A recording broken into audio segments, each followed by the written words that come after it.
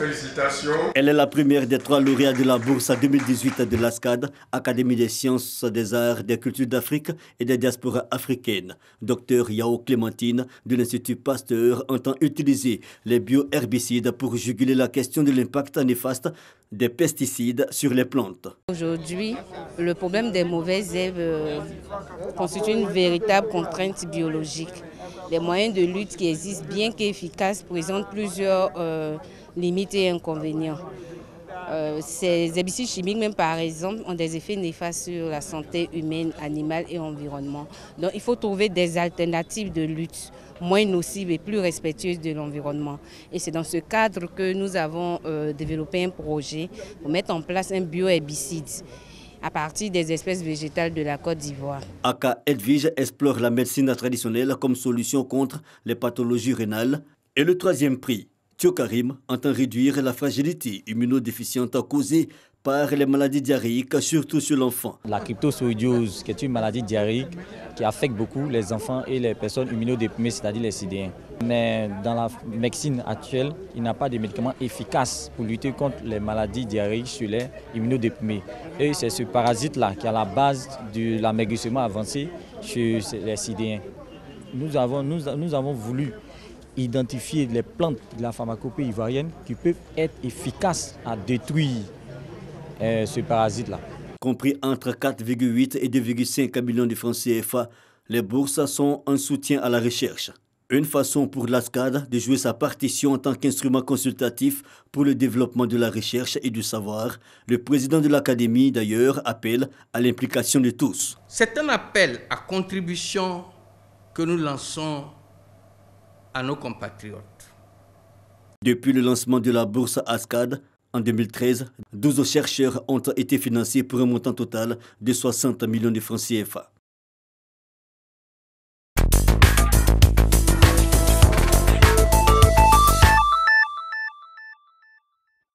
Au Gabon, après des semaines d'incertitude, le président Bongo va mieux et va poursuivre sa convalescence à Rabat à partir de ce mercredi 28 novembre, affirme son épouse dans un communiqué.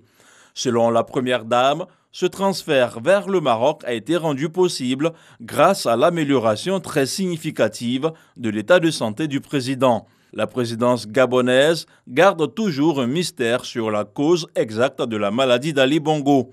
Le gouvernement, de son côté, a affirmé que la convalescence au Maroc sera de courte durée, car le chef de l'État reprendra très rapidement le travail. À Madagascar, un second tour devra départager le mois prochain les 2 anciens présidents malgaches, André Rajoelina et Marc Ravalomanana.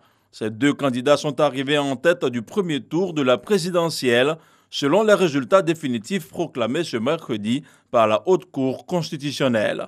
Aucun des 36 candidats en liste le 7 novembre dernier n'a obtenu les 50% des voix requis pour être élu dès le premier tour.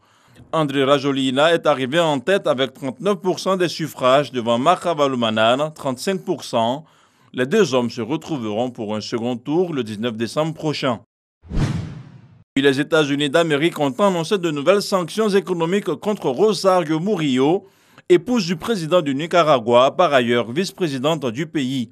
Et pour cause, une grande partie du peuple réclame le départ du président Ortega, jugé autoritaire et corrompu. Les manifestations dans le pays ont fait plus de 320 morts. Ces sanctions économiques semblent être un levier efficace contre le couple présidentiel qui reste sourd aux pressions politiques.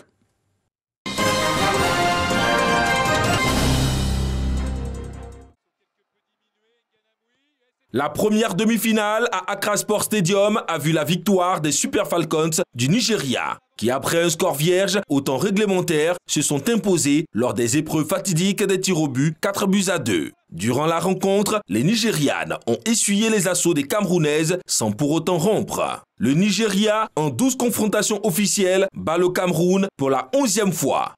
La seconde demi-finale, mettant aux prises Banyana Bana d'Afrique du Sud aux Aiglones du Mali, a tourné à l'avantage des Sud-Africaines 2-0 malgré la détermination de la sélection malienne. 31e minute, Gatana va ouvrir le score. Un score qui est par la suite corsé en toute fin de partie par Ramalej pour l'Afrique du Sud. Les Banyana Bana et les Super Falcons se retrouvent samedi pour la grande attraction quand le Mali et le Cameroun s'expliqueront lors de la petite finale.